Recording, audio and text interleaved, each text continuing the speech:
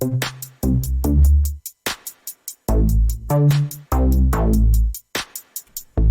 acá estamos de vuelta con Ciencia Suelta. Hoy el tema de esta semana, que iba a ser el tema de la semana pasada, vouchers, educación libre, plata para educación. ¿Cómo se subsidia? Claro, ¿de dónde sacamos la plata para la educación? ¿Y hay que pagar la educación? ¿La tenemos que pagar entre todos? Bueno, empecemos por ahí. Por ahí, en Argentina tenemos básicamente dos formas de financiar una educación que es totalmente pública. Salvo algunas excepciones que no sé si alcanzarán el 1% de algún colegio que sea totalmente privado, como, no sé, las escuelas Waldorf o algún colegio de ese tipo. Pero descontando eso, las escuelas clásicas argentinas son de gestión privada o de gestión pública. Y después está la parte del programa de estudio, que el programa de estudio es 100% público, digamos, 100% determinado por el Estado, más allá que algún colegio pueda tener alguna especialidad extra, pero el 100% del programa, o sea, toda la carga horaria está totalmente determinada por el gobierno. Es un estándar para todas las instituciones. Sí, bueno, ahí yo creo que vamos a tener algún punto de discrepancia, empezando antes de llegar a la parte de la financiación de la educación, que por ahí esta semana estuvo un poco vigente el tema. Ya le vamos a decir por qué también. Ah, sí, vos tenés una teoría. Sí. Respecto. Mire qué teoría. Bueno, ahora empezamos, pero antes de llegar a la parte de financiación, hablemos del programa. Primero, la educación en Argentina es, desde mi punto de vista, yo no creo que haya, digamos, ahí un punto de discusión, decime vos si opinás distinto, es 100% pública. O sea, está determinada por el gobierno. De una manera u otra, ya que también las instituciones privadas siempre reciben algún tipo de subsidio. Nada es completamente 100% privado, tal cual lo dice usted, en menor o mayor medida. No, pero en cuanto al programa, digo yo. Ahora charlamos la parte de la guita. Y en cuanto al programa, depende siempre a lo mismo. También es algo que de manera hegemónica pone el Estado. Sí, exactamente. Claro, como ejerce el Estado el monopolio de la salud y el monopolio de la seguridad y la fuerza, también el monopolio de los contenidos educativos. Exactamente, ahí hay un monopolio en cuanto a los contenidos de todos los colegios, ¿no es cierto? Pero no solo eso, también está determinado quién educa y cómo educa. Porque los títulos o sea, las personas habilitadas para educar a nuestros chicos tienen que estar habilitadas por el gobierno. Sí.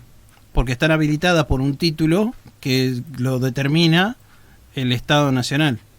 El único ente que pueda habilitar un título.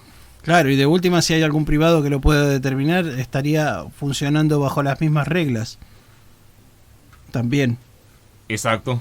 Entonces, digamos, desde el punto de vista de cómo es la educación en la República Argentina, es totalmente determinada por el gobierno e incluso los docentes, su formación y cómo tienen que dar las clases, está todo determinado por el gobierno.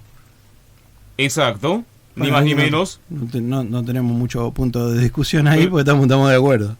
Estamos de acuerdo, pero ¿no? En algo sí, en menor medida. Decime. También en mayor o menor medida puede estar presente. También están los colegios de arraigambre religiosa. Y recordemos que la religión, muchas veces están los colegios católicos, cristianos. Ahora mucho colegio cristiano. Claro, sí. Bueno, los colegios cristianos ocupan un rol también, es cierto, en la educación. Por lo menos introducen alguna variante ahí, que es la religión, pero lo interesante es que esos colegios tienen que cumplir con el 100% del programa determinado por el gobierno, y si tienen alguna educación religiosa, la agregan. Está tutelada bajo la libertad de culto. Exactamente, pero es un agregado. Sí, pero la currícula se cumple tal cual dictamina el Estado. Exactamente, tienen que cumplir con toda la currícula determinada por el Estado y ustedes quieren enseñar religión, bueno, esa parte de esto. Exactamente, sí. Bueno, no me parece mal. A mí tampoco. La variante religiosa, ¿no? Porque ya uno sabe que si es un colegio de arraigambre judía, se va a leer el Talmud o se va a tratar la Torá. Si es un colegio de arraigambre árabe, pues obviamente se va a hablar de Mahoma. Claro, sí, no, Cada padre sabe exactamente el culto que está profesando y pues, los chicos también. Eso... Sí, ahí estaría determinado también por las mismas familias, ¿no? Porque es la familia del chico la que decide a qué colegio enviarlo. Exactamente. Y qué educación quiere que reciban sus hijos. Pero no puede tener muchas variantes, y acá este es mi punto con el punto con el que yo no estoy de acuerdo, que es que el programa sea determinado por el gobierno, porque vos tenés ahí que el padre no puede elegir exactamente qué educación recibe su hijo. Tiene que elegir, mirá, de todos estos que enseñan todo exactamente lo mismo, además te doy alguna pequeña variante con la religión. Pero en cuanto a programa de estudio no hay. El pluralismo no estaría viniendo de la parte de los contenidos. No lo tendríamos. Ahí yo soy más bien partidario de una educación libre. En donde el Estado no esté involucrado en el programa de estudio. O sea que un particular pudiera también dictaminar sus contenidos y que estos formen parte de la currícula oficial. Sí, no sé si tendría que se justifica una currícula oficial, pero sí, quizás el Estado podría determinar alguna serie de contenidos mínimos, es decir, pero mínimos que no superen el 20% del programa de estudio, ¿no? Aquí permítame hacerle el paréntesis, creo que también podemos tal vez no coincidir. Para mí el Estado solo debiera ser un contralor en esto. Ajá. El contenido debiera siempre podido ser manejado por gente experta en educación, en pedagogía o en las áreas.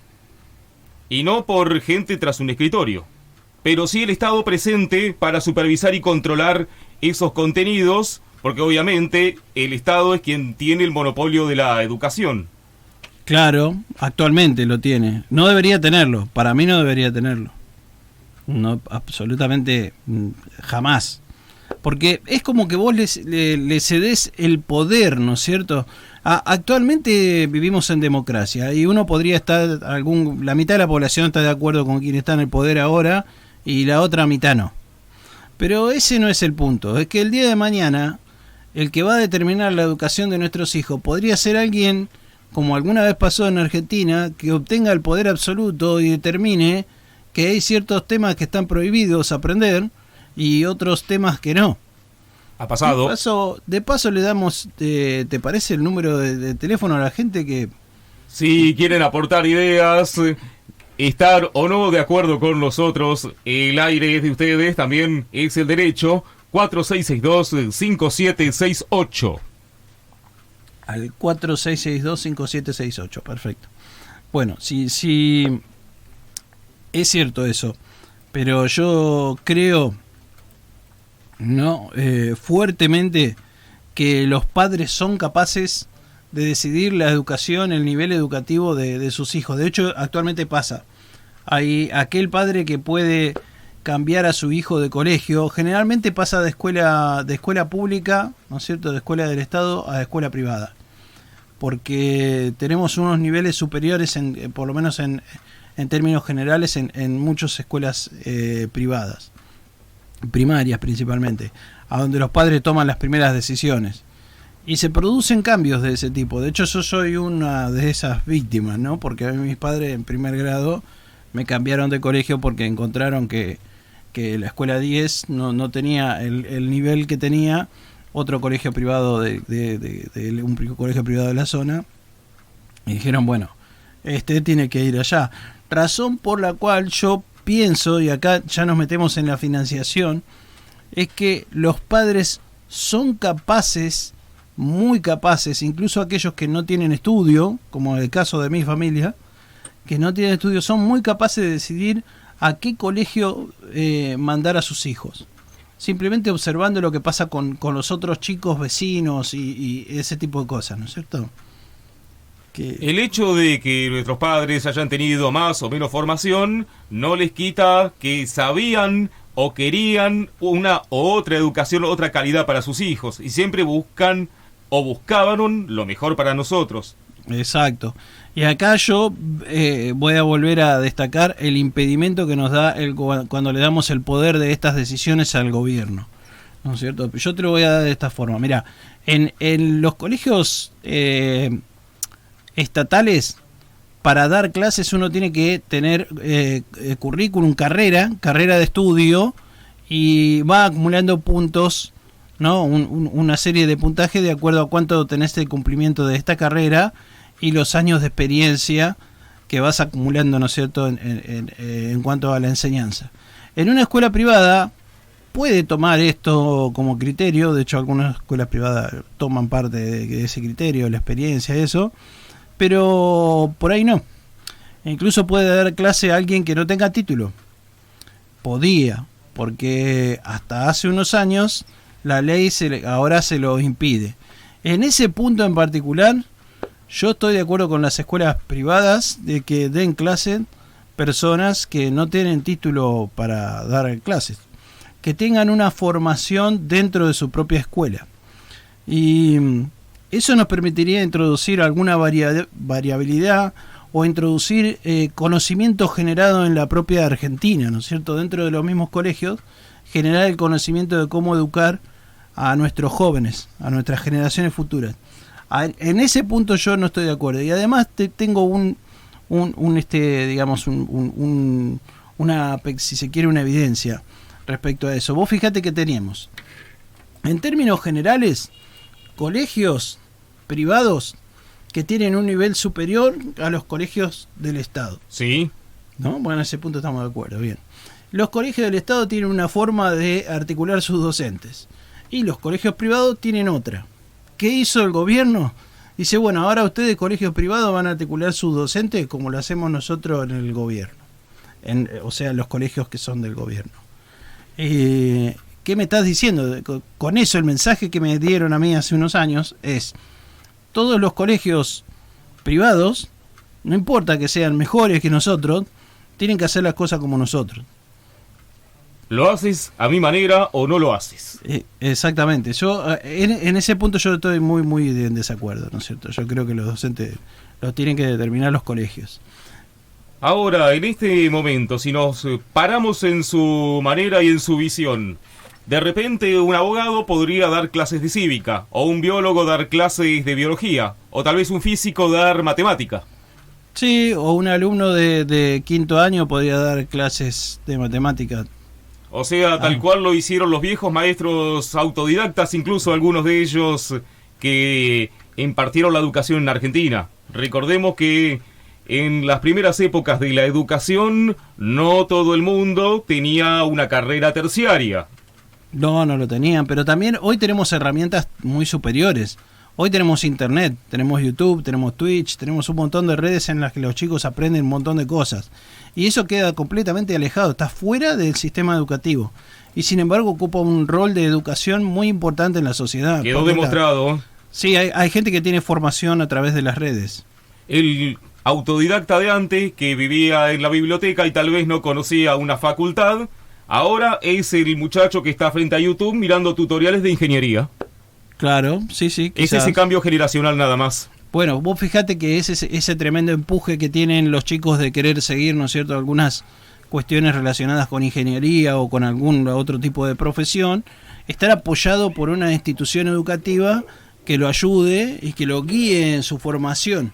Pero eso actualmente no lo tenemos. Nuestros colegios tienen una única estructura y no se puede salir de esa, porque el Estado hace cada vez más presión para que uno no salga de esa. De hecho, acaban de decirle hace un par de años a todos los docentes privados que ustedes no pueden enseñar de otra forma que no sea aquella en la que está determinada por el gobierno. O sea, ese es el producto que tenemos de educación. Consecuentemente de esto, lo que ocupan más lugar en la sociedad empiezan a ser los profesores particulares, que son los que han resuelto siempre el problema que el colegio no puede resolver. Como el colegio no puede resolver un problema, ahí aparecen nuestros docentes particulares que lo resuelven. Y hay profes particulares, incluso algunos de ellos no son docentes. Es el técnico matemático que enseña matemáticas. De hecho, en algún momento en mi infancia recurrí a una de estas personas. Bueno, imagínate que ahora además los tenés en un tutorial de YouTube. O sea que lo podés rebobinar, escuchar más despacio, poner una pausa al tipo, anotar y después seguir. Mi profesor particular fue un ingeniero de sistemas. Ah, mirá vos. No era ni matemático ni nada de eso, pero me enseñó la geometría. Pero no tenía título de docente. No. Y bueno. Pero gran maestro particular. Y hay autodidactas también por todos lados. Y eso está quedando afuera del sistema educativo. Claro, le hablamos de antaño además, ¿eh? No, bueno, sí, eso de antaño. No tanto porque existía la informática. Sí, ya eran los 90. Ya estaban entrados los 90. Bueno, ahora, y cerrando un poco, nos toca la parte de la financiación, porque si vos decís, bueno, está bien, la educación funciona mejor de forma privada, ¿no es cierto?, que de forma pública. Pero decir, bueno, pero nosotros queremos gastar plata en educación.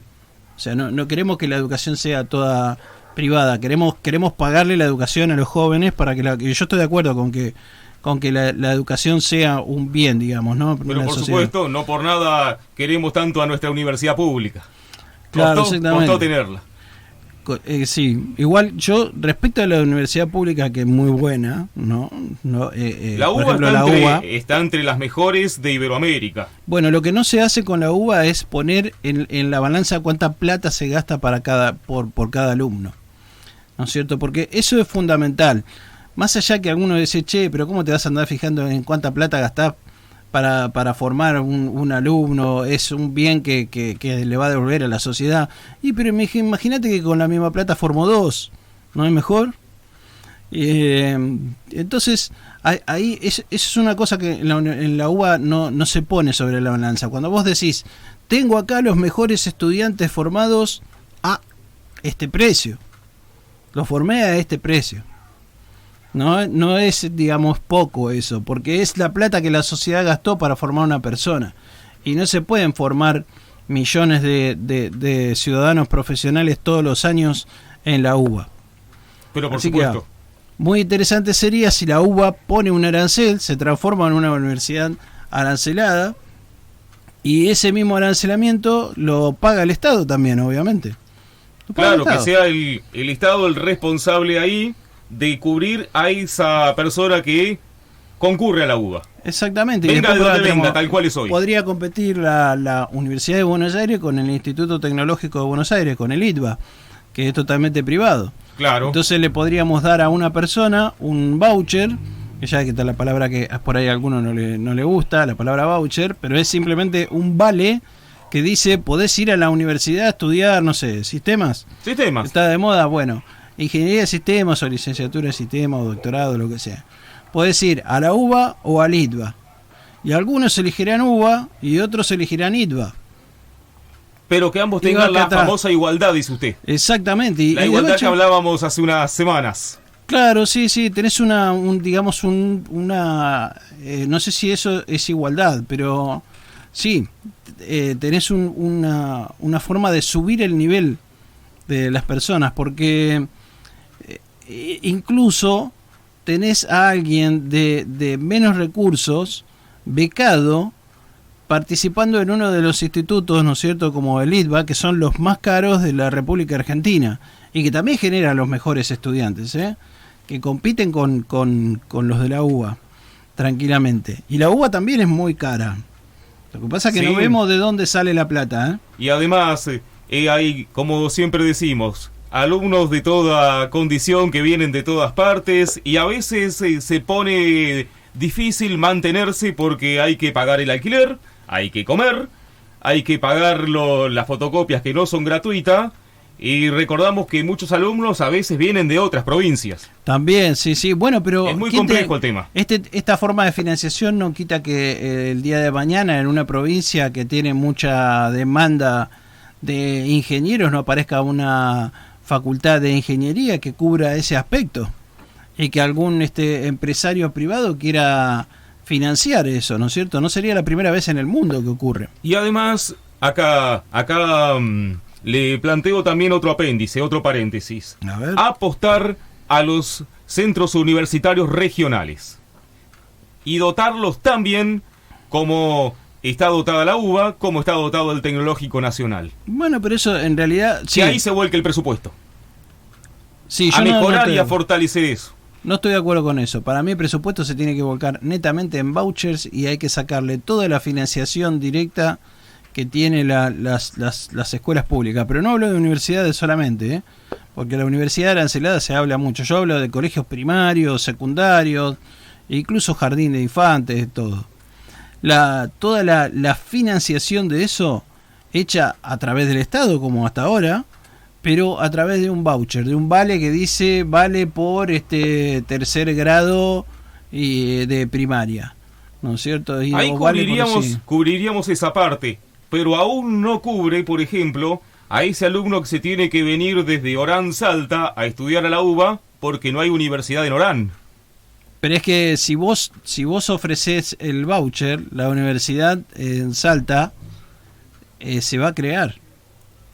Se crea sola, porque vos desde el gobierno, desde el poder, tenés ya nos tenemos que ir, ¿no? Bueno, en 2 minutos te digo, desde el poder vos vas a determinar cuáles son las zonas donde poner tus universidades, ¿no es cierto? Desde el monopolio del gobierno.